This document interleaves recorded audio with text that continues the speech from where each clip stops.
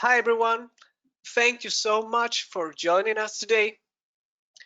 Today we have a very interesting Moho webinar presented by Will Anderson, and it's about creating the animated short Betty in Moho. Hi everyone, how is it going? So, Hey, are, sorry, are let you me ready? just, let me just, Sorry. I'm just going to Sorry. share one last bit of information. Okay. We'll go back to you quickly, Will. So, Okay. guys, there's going to be a few housekeeping items before we run the webinar. The webinar will be approximately 1 hour long. All attendees will be muted. Question and answer session will be during the last 15 minutes of the webinar. Attendees can ask questions in the GoToWebinar question box right away. Due to time constraints, not all questions will be answered. The webinar will be recorded. The recording will be shared on social media and will be sent via email to all registrants and attendees. The panelists for this webinar are Mario Quiñones, myself, Victor Paredes, and Will Anderson. For those of you who connect with us for the very first time or have never heard about Moho, Moho is your all-in-one animation software. Moho is a powerful 2D animation software that combines the most powerful animation technology with the state-of-the-art professional animation tools. Draw, rig, and animate easily. You can create your characters directly in Moho with its vector tools optimized for animation, or import images or Photoshop files, keeping the link and layering structure. For more information, visit mohoanimation.com. Also, we want to encourage you to share the webinar with your friends and your Instagram stories. So feel free to do a hashtag webinar, hashtag mohoanimation, and tag Will Anderson Jr. and Moho Animation. Will Anderson is a BAFTA-winning writer-director from the Scottish Highlands. His first short film, The Making of Longbird, won over 30 awards internationally at film festivals and received a British Academy Award in 2013. Broadcasters include BBC, Adult Swim, and MTV. And with that, I'm going to let you with Will and his presentation creating the animated short Betty in Moho. So thank you so much. Thank you, Mario. I can't believe I butted in. I butted in just before you had done the housekeeping. But hello. Thank you. I love Moho. Moho's brilliant. I flippin' love it. And I'm going to try and convince you why I love it so much. So let me I've been thinking about this just since I spoke to Victor and Mario. I think I've been using Moho for 12 years, which is like a long time. I started using it in college, and like that was ages ago. I made my grad film in it, and I just love it. And since then, I've done a heap of commercial work and my own short films in it, and it's just brilliant. This is what my stuff looks like for all coming fresh to it. I'll turn it down so you can hear me talk. All of my stuff's pretty character led, very dialogue heavy. I'm really into lip sync character stuff. Do a lot of work for web, TV, film. I'm making a game called Plaything. I'm making a feature film with the main character in it is all animated in Moho. So it really is just such an important part of my process, Moho. I just totally love it. The most recent film I made is called Betty. I'm just going to show you a little clip of that. Just talking over it. Betty is kind of entirely really made in Moho. You can see the rigs here. All the rigs in the film are actually like all the rigs are actually in the film. I'm really into like films that are about the process. I think. I think animation is such a process heavy thing. It's so time consuming, and I like it when films kind of don't try and hide that with animation. And that's what I've tried to do with Betty. Um, the films, it's weird. It's a bit like watching an animated film with the director's commentary left on. So I'm the director, obviously. So I'm talking over it, and it's about Bobby, this little character who he loves butter and he loves Betty. This is Betty over here. But unfortunately, Betty goes away and his love kind of melts away like the butter. So in the film, you kind of join him. He's an extension of me, really. You join him on his journey and see what, try and get his butter back in his life. There's as I said, I'm really into process. I'm really into the sort of behind the scenes of animation. So I really tried to get that into this film. So I thought what would be interesting would be to try and rig Bobby for this webinar and show you my process and how I would go about sticking something like that together. Again, because I'm so into it being fast and quick, I'm hoping to just blast through it and yeah, show some interesting rigging techniques that I would use, and then show some maybe behind the scenes Moho files as I'm getting through it.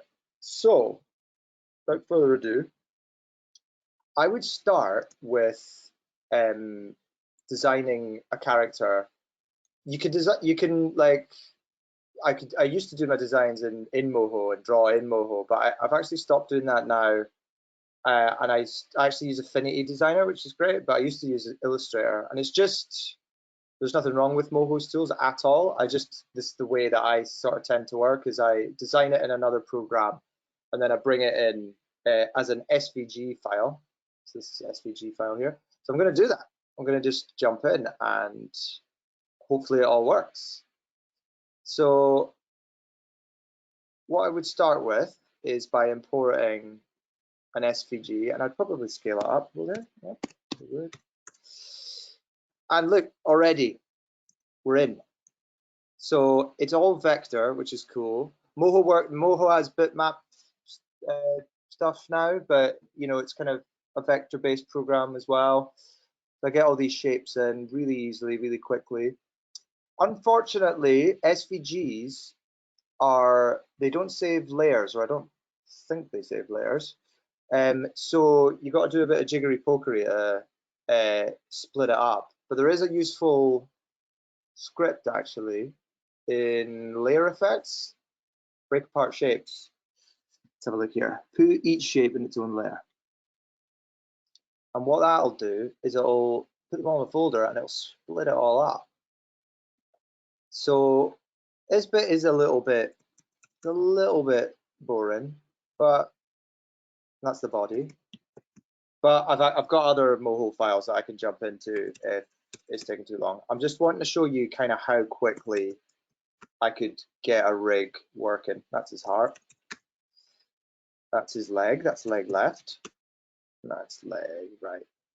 Moho is really good with Photoshop files and Illustrator files, and they'll keep your layer order stuff intact. And I do end up using them a lot for commercial work. Say if it's more illustrative stuff, I would make it in Photoshop.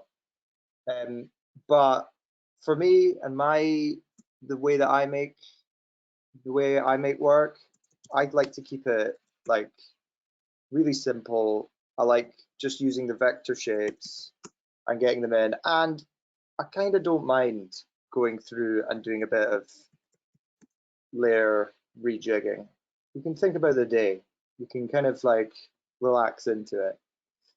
So in a few minutes, I've kind of got all those vector layers in here. Let's call this Bobby. All those vector layers in there, and we're kind of ready to sort of start sticking it together. Now, looking at the design, I kind of like that. I mean, it's different for every design, but I kind of like that the mouth and the pupil were kind of connected. I think the eye should be able to like rotate on its own, but I just thought that was quite a pleasing design. So it kind of made me think, oh, how would I do that? How would I do that in this program? And I hate masking, and like I do a lot of compositing in After Effects, and I used to do a lot of animating in After Effects, but I really dislike doing it, and I just love how fast Moho is. And a great thing about Moho is its masking like capabilities. So if you can see here, where are we? This sort of pupil is actually a bigger circle, but it's masked. And in here, we can do that really easily in Moho. I'm going to show that. So it's like, let's call it eye pool, will we? And all you need to do is just check on masking, and then look, it's masked. And there's a few other settings you can mess around with. If you don't mask that back layer, already really quickly, I've got, where are we? I've got this shape, and it's masking. And I would have had to have done that in post. That would have been a nightmare. Just totally love it.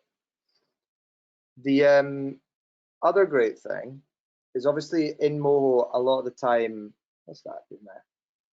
Let's hide that.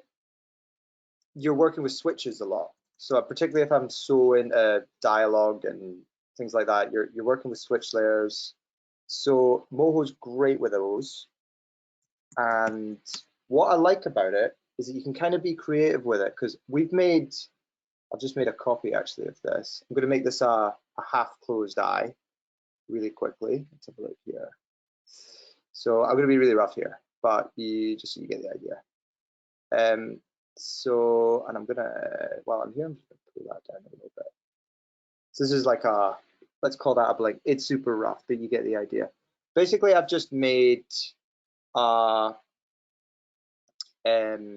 little blink thing. And what you can do is when you make a switch layer, so let's call this eyes, you can actually switch like entire groups. So I've made a little switch layer for a blink, and it's just like, it just works, man. It's so flipping brilliant. Again, with like just making things as quickly as humanly possible, I tend to make actions for things like that. So I would call like a blink 1, and I'd assign it to a shortcut key. I'm going to assign it to 1 here. And then we've just made that. So I would go forward a couple of frames, and then add a full one here. It's going to play back in a loop here. Made a little loop there. And then I would actually go ahead and make a closed eye, maybe. Spell it right, Will. And I'm going to assign that to number 2. And then I would just sort of close it there. So that's going to switch to that. And then I'd make another one with like a open eye. I would set that to 3. I am doing this for a reason, by the way. I'm doing this because I just want to show how quickly you can start animating, really. So now I've got all these saved as an action. Now, this is so cool, man. Now I can press play on the timeline, and I can press 1, and it'll blink. Press 2, and it'll shut his eye. 3, it'll open. 1, it'll blink. And when you stop the playhead, you see it's recorded all the actions. That's just totally rad, in my humble opinion. I do this with like all my characters. I'll animate, I'll just throw it down. I'll literally have my audio in here, and I'll go through and I'll do the blinks in a 1 pass. You can still go in and like, you know, drag things around and change them. You could even go in to the actions and change them, you know, after, and it'll update back here. See, look, they're longer now. Totally brilliant. I just flipping love it, man. I'm going to jump forward a wee bit actually, because I don't want to run out of time just showing you some eyes. So let's not do that and bring up another Moho file. So half right. The only thing I've done to this is exactly the same, is I've just made all the mouths. So you can see all his mouths here. Let's pull this down so you can have a look. These are called phonemes. So like you've got when there's an L, you've got a little tongue sticking out. E's, the mouth sort of stretches out in this style. T's and all that, you'll see your teeth. F, you probably bite your bottom lip. You use an F. Basically, I've just went through and made a switch layer of all the different mouths that I want to use with my characters. And these are like, again, it's quite, you know, it takes a wee bit of time, but again, I would actually draw these in another program like Affinity Designer and then bring them in here. If that makes sense.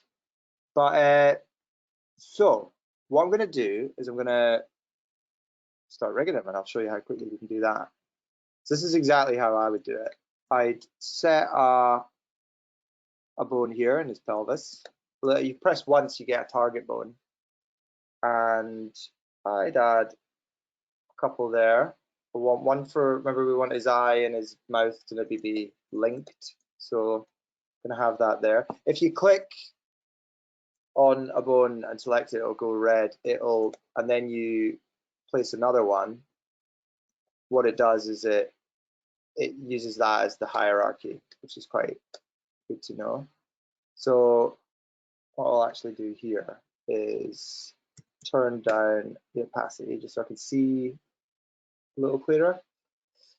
So I've got the pelvis here. I want the arms to connect there. So let's make one here. And what you do, you tell the software you just give it a little bit of an angle. So I've given a tiny little bit of an angle here, and it'll just say, because we're going to make a controller here that's will do a thing.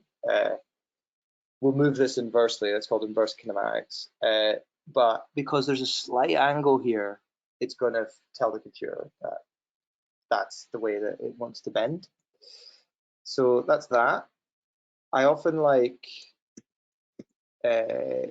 copy pasting the exact same bone so I can kind of get the exact same deformation. Again, really not difficult to do. When you do that, it loses the you know, the parenting a little bit there. So to reset that, you hit Alt on your bone and click on the bone that you want it to go. Now that'll follow there. So we're nearly there. Now the legs are red, so I'm not going to be able to see the bones. So I'm going to turn down the opacity, apply, just so we see what we're doing. Now I'm going to hit up this guy, going to give it a tiny little bit of an angle here, and then one there. And I'll do the same as what I did before. Here, whack over there. So you can see, hit Alt and then click there. So we're like, you know, I don't even know how long we're in. What, like 20 minutes, 15 minutes, and we've already kind of got your skeleton in place. This is just the way I like to. That's the way I like to do it. I've been working with Blender quite a bit recently, and I totally love it. It's just often I'll choose this method over a quite involved software like Blender just for speed. Like often there isn't time. You know, if you're doing a commercial thing and you just have to get it out, you just have to work quickly, and that's why I would choose Moho to do that. So what I'm doing here quickly is I'm binding each of these to each layer, and it's quite simple to do it. So I've got arm left here. I've selected the bones I want to bind. And then there's use selected bones for flexi binding. That's then bound. There's also another create smooth joint thing here I quite like to use. It just gives a really straight edge. I think it's quite good for Photoshop files and bitmap files. You can ask the guys. But yeah, it's just gives the deformation that I kind of want. Arm right here, I'm gonna make a flexi binder. It's Command Shift F. That'll do it for you. You don't have to go into the menu. Where is it? Smooth joint. So yeah, we're getting there. Not far now. I'm gonna start moving them. So select that, leg left, Command Shift F. I'm gonna select these, and then I'm gonna go leg right, Command Shift F. And was that I needed to bind? This is a bind bone, so there's no deformation there, but it'll just stick it to it there. The eye, and I think I want the same for the hat. So if we select all of them, I'll just put the weight down a little bit there. You see, we're sort of, oh, like, ooh, what's happening here? We've got the heart's getting deformed. I'm just going to quickly fix that. Where are we? I'm just going to bind it to, where is it? I'm just going to bind it to the pelvis. All hearts should be bound to pelvises. Anyway, so you can see really quickly, kind of got this like character coming to life. What I do next is,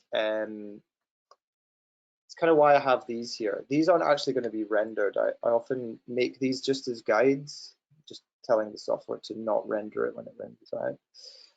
I'm going to make little controllers here that's going to help us as like animators, because like before, like I've got my, where is it? I've got my eye here that I can spin around on the, you know, the layer properties, which is very nice. But as like an animator, you're not really going to want to, well, personally, I think if you hand this to an animator, you almost don't want them to open up the stack. You just want them to have everything at their disposal here so that they can make the best performance they can. So I use things like smart bones and targets to kind of, yeah, help us out, speed things up. I'm all about speed. So let's do the IK and I'll show you how you do that. I just make a few target bones. So it's like target 1, let's call it. And then let's go target 2, target 2, target 3. Sorry about this, guys. It's like the most boring bit. And target 4.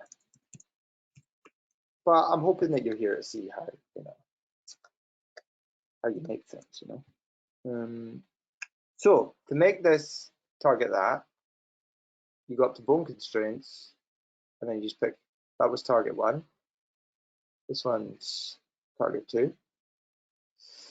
This one, it's the bone before, you know, the one that you want the inverse kinematics on. Target 3, and the bone before that, target 4. So now when we move these bones, actually they don't need any weight on them. Don't need any weight on these ones. We'll just pull that down, pull it back up. So now we've got nice little controllers for grabbing the legs and arms and all that.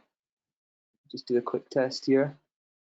My work is kind of like, I think it's not very cartoony. I mean, it looks cartoony, but it's often quite like the walk cycles are quite straight, and you know, it's not. I don't really do these bouncy things, but you can make them like that. I sometimes turn this on and off. There's like a IK stretching thing here, and then you can see. Let me just put it on all of them, just so I can show you how I do that. So now we've got like stretchy limbs, man. And then these legs all, woo, all happening, man. Let's turn over to Just going to turn the opacity up so you know what we're looking at. There we go, 100.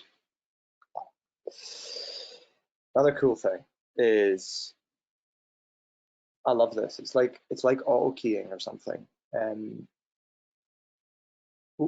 You can like move it around and then it'll just record it, man. I don't know why his leg's up there. Take that away. Take that away. So you can see, like, in no time at all, you know, I started this file without, there's no rigging in it, and now we're, you know, 10 minutes later, we're already animating. And like we did that, oh, I haven't recorded that action, but yeah, I would throw in an action like, I don't know. Will I make an action? Yeah, I'll make an action quickly. Make an action quickly. I'm on a roll. I'm not scared. I'm scared of anyone today. You can right click on you hold Alt and Command up on the viewport, and like you can set your keyframes, which is totally rad. Like, again, really useful for animators, that I think. There are other, so I've made that action now. So if we hit play and press 1, let's do it. 1. We've got, I'll set all those in there. Let's have a look. How quick it is. There's other ways that you can view these switches, which is like, there's a switch selection. It shows all the eyes here that I prepared this file a little more than the very first one. The same with the mouth. Got all these different mouths here. Again, really good for animators, because I suppose you might hand it over to animator and they might not know the characters, you know, what the characters' little quirks are, you know. So this way they can see that really easily. What I'm going to do is show you some SmartBone stuff, because they're rad.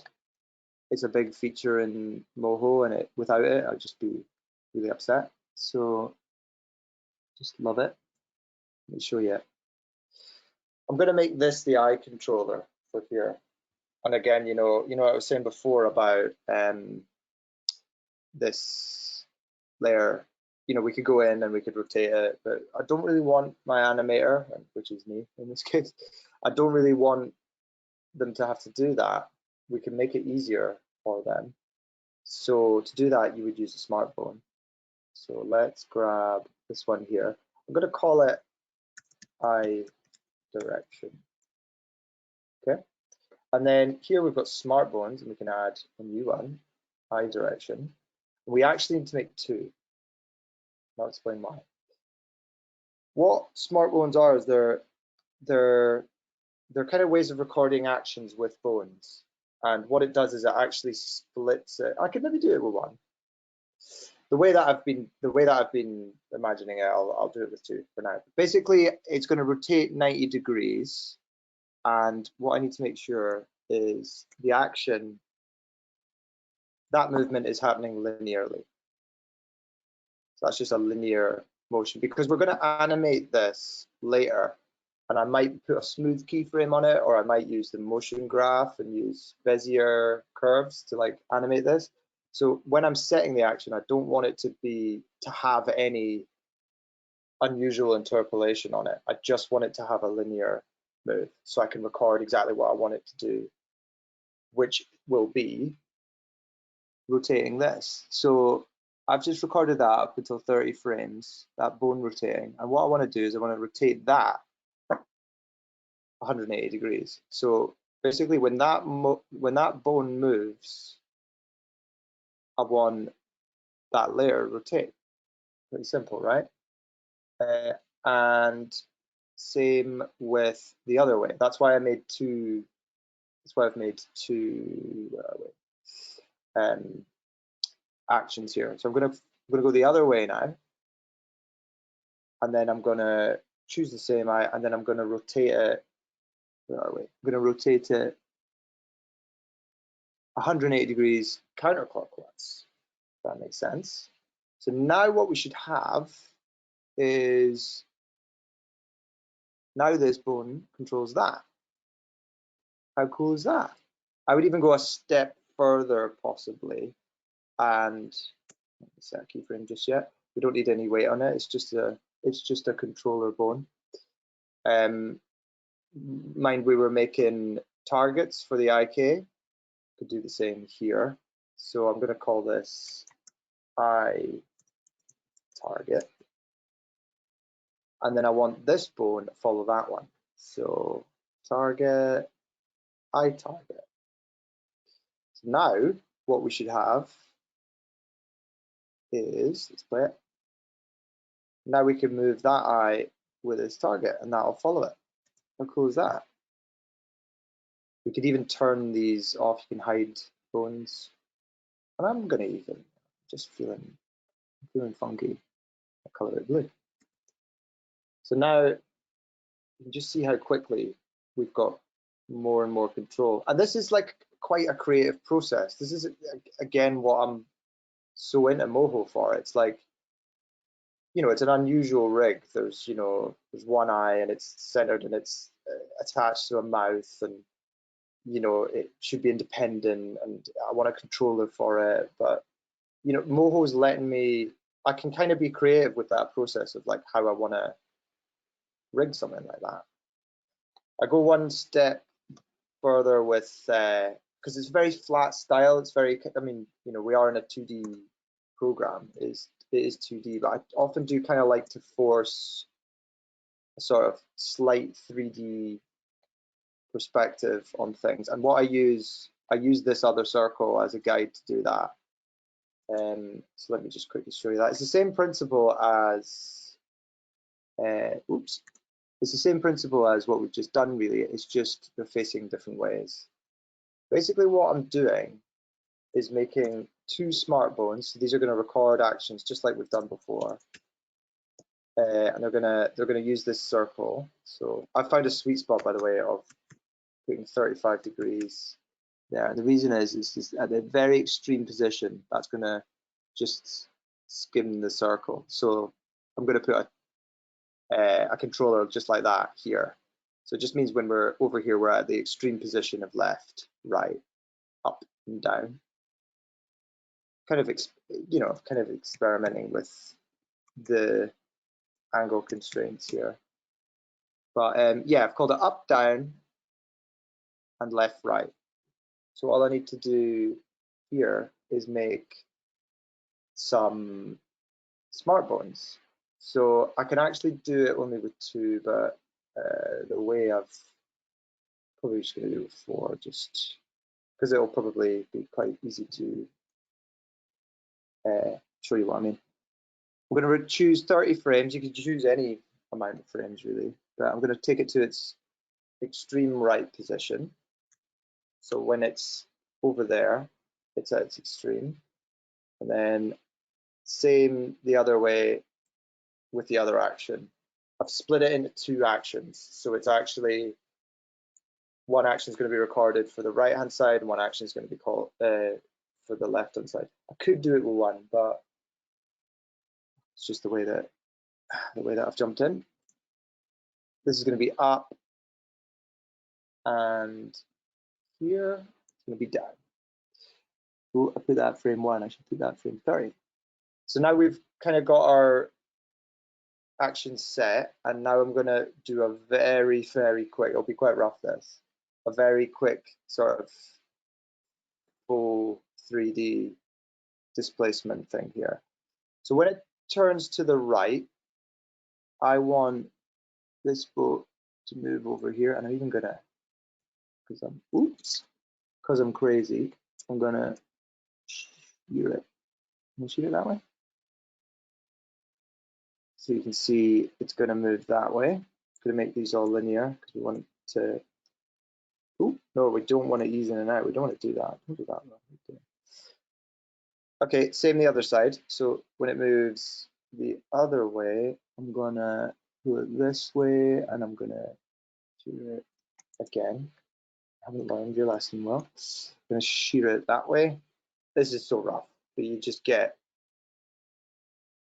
feeling for it. And we'll do the same up and down. So let's go. Okay, let's move going up here and sheet it. Wow, third time in a row, unbelievable. So that's gonna be the up action, and then we'll move it down here. So let's quickly do that. Where are we? And move it down. And I've learned my lesson. So I'm going to select those and then pull it down. The only slight thing, because I'm being particular now that I've come all this way, I'm going to just shift the hat a little bit. So when he moves there, it's going to move down. And then when it's over there, I think it will move the other way. Just going to force the perspective a little bit. His head moves up, probably going to move down, isn't it? And then when it moves down, it's going to go, that's probably going to go down again, isn't it? Right. Okay. So that's it sort of there. We've got left and right, up and down. And all we need to do now is make a target in here. Wow, that's not in the middle. That'll do. And then select those. I'm going to make it, name it. Let's name it. Let's call it head 3D. I know it's not 3D, but you know, you get the idea. So let's go target, head 3D. And now these two are going to follow it at the same time. And that's basically how, now we can hit record. Basically how I'm making like a fake, not even 3D really, it's just like giving me more control of the character. When you click off these, you can't see it, but really quickly, right? So that's like in the space of not that long. That's kind of how I would rig it. It's as easy as that. I've got like a few files here. I thought like just if I had enough time, I would just quickly show you them. I started with this stupid thing. It all started with Bobby losing his butter. So you can see it's the same rig, totally same rig. This is actually the first scene I did in the film. So like, it's probably going to play it back a bit slowly. It's normally fast. It's just when we're streaming it slows things down a little bit. The butter goes missing, and then he goes looking in the fridge. Yeah, it's a bit slow. But basically all I'm doing is like I'm animating the target stuff. So I showed you how to set up.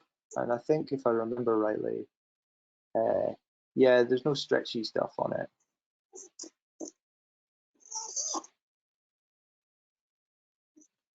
There's this other scene as well that's like, where is it? Let me just quickly show you. Yeah.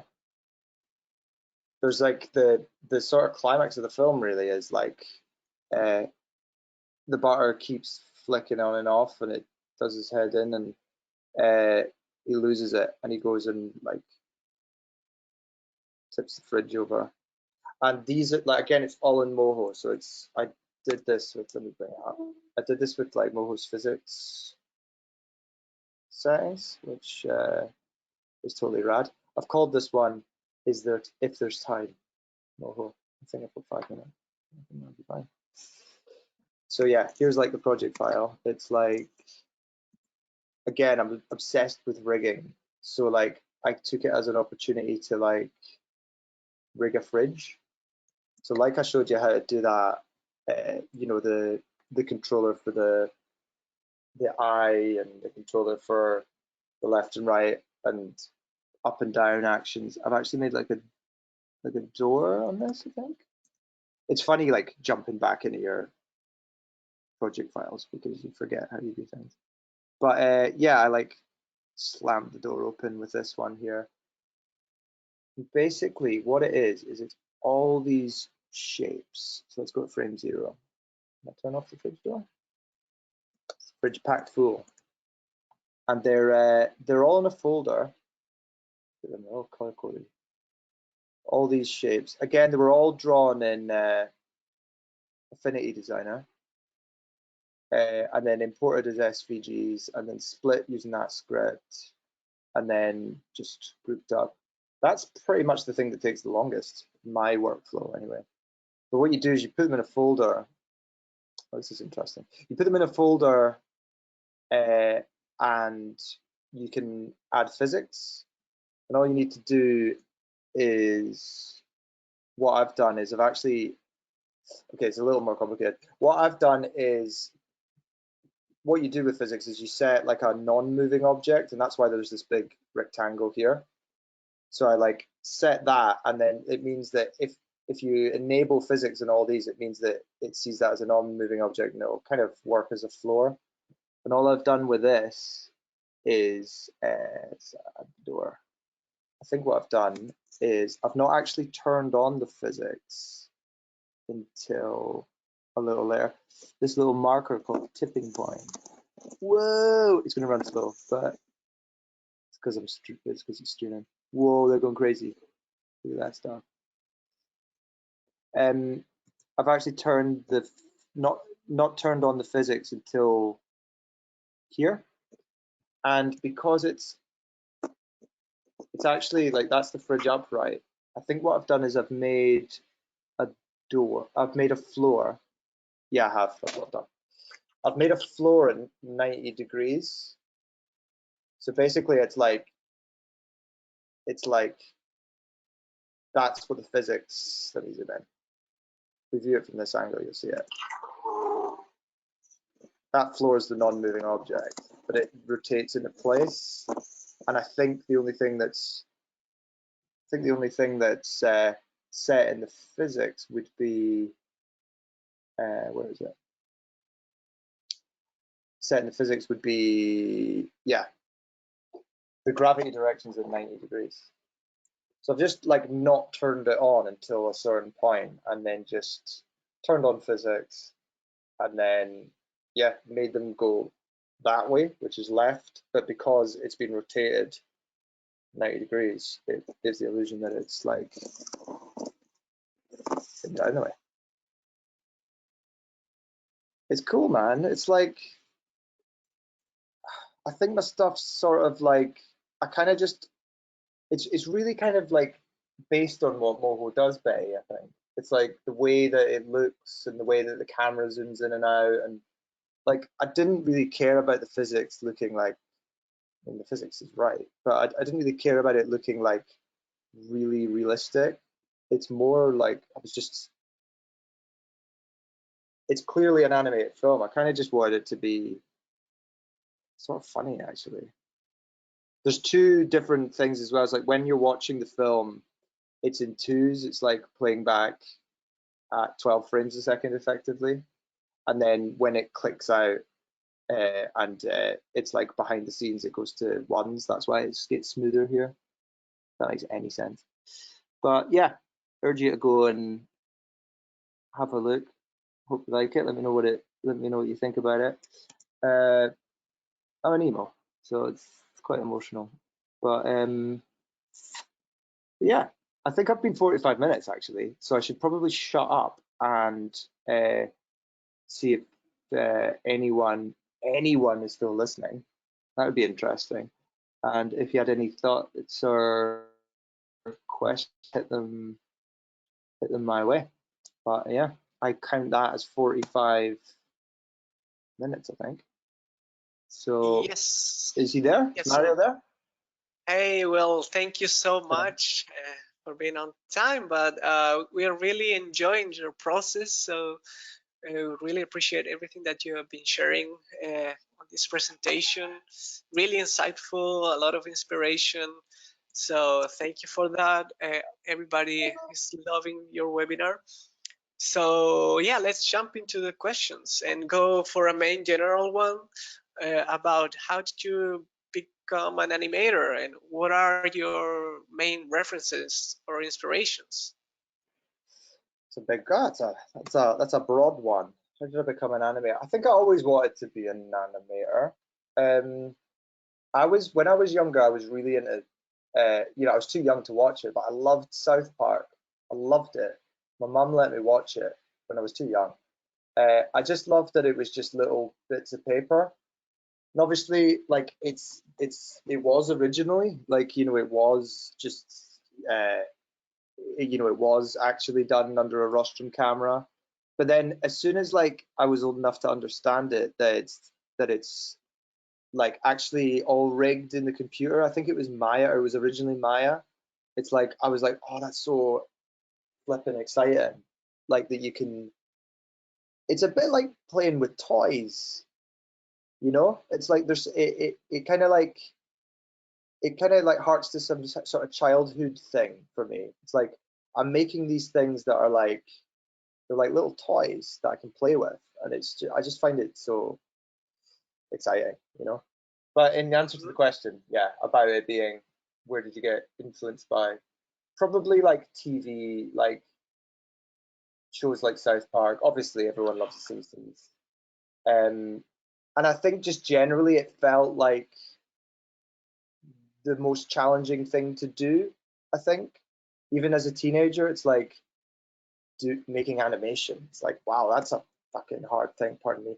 That's a hard thing to like to do, and it's sort of like a life's work. You're like always would be coming up with new ideas, and you can kind of throw stuff at it. I find it like just such an exciting thing to do, and I'm just happy that that's what I get to do. If that makes sense. Yeah, totally. Um, well, Will, and how did you record the animation in real time? Uh, so in this like for this as an example, you just hit play and then you move it, and then it'll just record it. It's like auto keying um, being turned on in Blender. Pretty Mhm. rad. Just so it's just that easy. I am not pretending, by the way, Mario, that I animated Betty all like this. Like it's more labored than that. But that is how I would often just like, for example, I would record things like eyes moving really quickly like that, and then it's down, and then I'd move on. So it's like I'd be selective as to like what things I would record live and what things I wouldn't. But things like, oh, that's my timer. Oh, it was actually less than 45. Sorry about that. I read the time up on my top right. That's that. But when it comes to like actually, animating, like things, I would probably use the motion graph here. Um, Again, I'm doing what I normally do. I'm trying to multitask. Uh, but yeah, I would animate like this for um, things that really need like locked and got like now that's ridiculous, but I would animate like this for like walk cycles and stuff like that. But for loads of things, I would just do it live. I actually did oh, maybe you can look at it on my uh, website. I did a thing for MTV and it was all animated, um, like just with the dragging points in Moho, and it's like Mhm. it just gives it an energy that I really like. Like the more and more I'm animating, the more and more I've done loads of like really detailed animation for years and years, the more like freed up I feel now. I feel like I just want to bash things out and just not worry too much about be more into the process and just fire things out and just be less precious. That's what I'm trying to do anyway. Yeah, I answered like I made up another question that I just answered there. So sorry about that. So me. And Will, how do you do the lip sync on your animations? That's a good question. That's actually what I was. Um, that's what I was probably should have spent my last few minutes doing. So I record it. So in this film, I've done the voice of this thing. It's awful. It's here. Where's the butter? There. You just bring it in as an audio file here. Got a rogue leg here. Let me just clear that out. Where are we? So, good thing about Moho. Sorry, it's going to annoy me. I need to clear it. The good thing about Moho is you see the waveform here. So, a little bit slow here. But the way I would do it, I've got a little tip for you here. Actually, this is gold. I learned this from friends of mine that are stock frame animators who have worked at like Hardman, Leica. What they say is when you're putting your mouse shapes down, say if it's like, well, where's the bar starts with a W. So like the W is actually about there. Trick, you go back a couple frames and set it. So that's a W. Where? So like let's just bring this up here. We'll quickly lay it down. If you click on your switch layer, it'll come up here, and what you can see is it's changed here, so it's switched to W. So like where, it would be A. So like I would choose A. There's S is like showing your teeth, I think. Where's and the show a little tongue probably. Where's the playing a bit slow, but you get the idea. Where's the little B for butter? So what I try to do, let's do butter, let's go O, but, and then T again. So you get the idea. It's not playing back very fast, but that's kind of how you lay it down. You kind of find out where they're called phonemes. You kind of split up the dialogue, you listen to it, and then whack it back a couple of frames because you see things before you hear them. Could have gone at the end there. Oh, and then T again. And then, you know, I would go through and do the whole thing of dialogue. Like, and that could be like, you could spend a lot, you know, I could spend a good couple of hours doing that. And then I'd add another layer of, remember we got their actions for like blinking and stuff. So I could drop one with a 1, and then I could shut his eye when he's saying that. There's 2. Is 2 set? No, 2 isn't set. And then let's close his eye there. It's cool because you can just click on the layer that you want, you know, to switch. So, you know, you can do it here. You can go, all right, okay, they're all there. Or like what I said during the presentation, you can like switch here if you're not familiar with the character and you want to see what the shapes are like. But I just love that you can just grab it up here. It's just really practical. And then as soon as you start not doing that, what am I doing, man? As soon as you start like animating rest of the character, you start to come alive, right? I have absolutely no idea if I answered that question, but that's essentially like how I go about lip sync. It's just like, No, you definitely answered it. So thank you so much. It looks awesome. And so here's another question from Cynthia. How did you show the bones in the final export? Did you show the bones? That's a good question. So let me bring up. That's a really good question. So in the film, let me just bring it up. In the film, I originally was kind of recording screen caps of Moho, but I think just generally speaking, is this kind of, maybe I'm hoping that this is what you're meaning. It's like I actually made like placeholder artwork and then made another rig.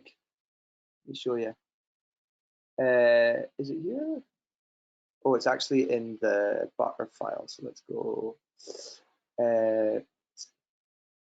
Where's the butter update? Okay, so where is it?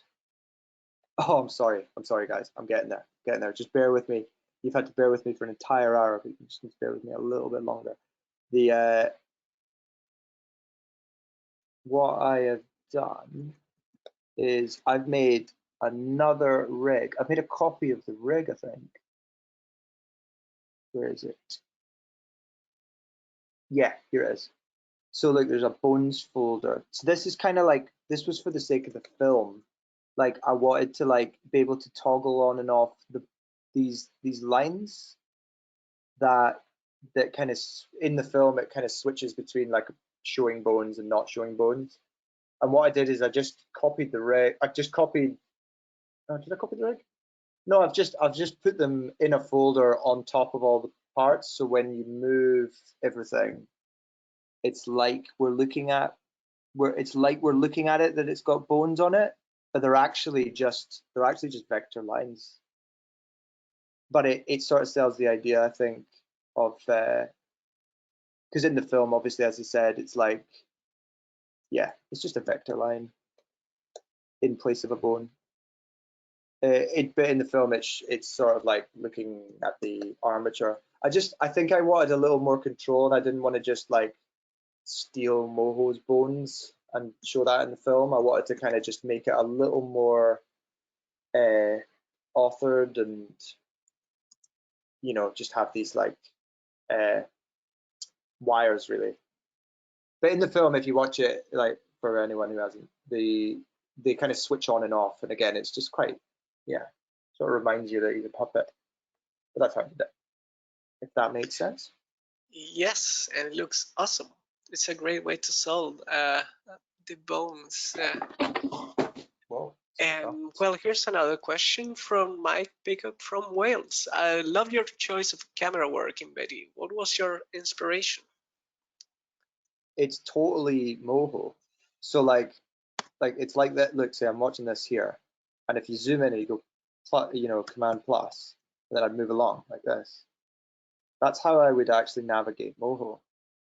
So you can zoom in like this vector and not lose any resolution, and then zoom out. So basically, what I'm doing right now is what I'm doing as I'm making Betty.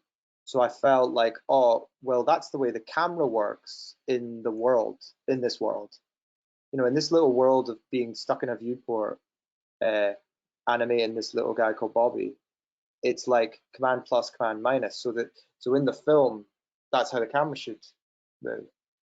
I think, well, it made sense. It made sense to me that, and I've kind of, and the way I've done it is I've just like, how have I done it? I comped it in After Effects actually. I think I just, oh no, I didn't. I didn't. I just zoomed in here. I think yeah, this is what I did. I put it in a scale. I put everything in a folder, and then I just scaled it up by like 1 or 2 to zoom in like one frame, like a switch, and then that gives the, what I mean? It gives the, see, like the camera's already, yeah, it's baked in. I didn't do enough. So I've zoomed in there, zoomed out here, just on one frame, and I've dragged it. Like I've shown you that auto key thing that you just drag things around and it records it. I've just dragged it about to give this feeling, panning. Just like drag that layer. So like let's move it.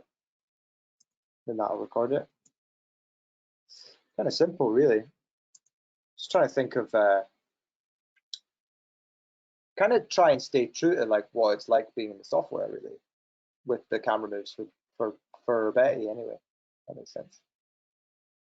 Oh, and it looks awesome. It's just a simple but smart solution for Oh, thanks. solving the camera. And here's another question from Kayla Sanchez. What was the toughest challenge you encountered while working? On Betty, I assume, Yes. or just generally. What do you think? No, I'm Betty. Um, that's a good question. I think, well, I kind of have to assume that some people have seen it. Like, I think the film is like it's like there's a little animated drama happening. and it's like a love story, and the love breaks apart. So the film sort of breaks apart.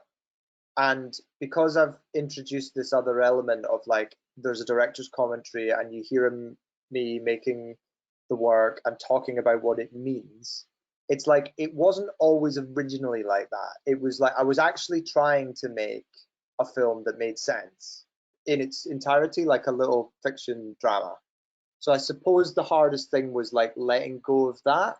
And I think the hardest thing actually is the narrative stuff, because after being an animator for years, I kind of know. I'm not at all pretending I know how to do everything. I definitely don't. But like, I know how to animate quickly. I know how to technically move these things and set them up so that they can do what I want them to do. But at the end of the day, it's a story. So I think, yeah, the hardest thing really is kind of getting the narrative right and not making it too sentimental. I think it is. It should be funny enough, sad. It's the storytelling aspect, I think, that is the most challenging, but the most important, really, at the end of the day. Yep. And so here's another question from Wow, Tony loads of questions. regarding. Yes, sorry Can't guys, believe it. we're reaching actually to No, I'm our not time. complaining. I'm just super glad that people are asking me questions. That's super. No, there's a ton of questions, and unfortunately, we're reaching the end Oh of the wow. webinar. But one of the last questions we'll do is regarding to compositing. Tony Huh? asked if you use Moho to gather all the scenes in one file and then rendering, or if you use a second software to do the compositing. So as I was showing there, I did composite some of it in After Effects, but like I actually do a lot of compositing. Like I work as a compositor sometimes.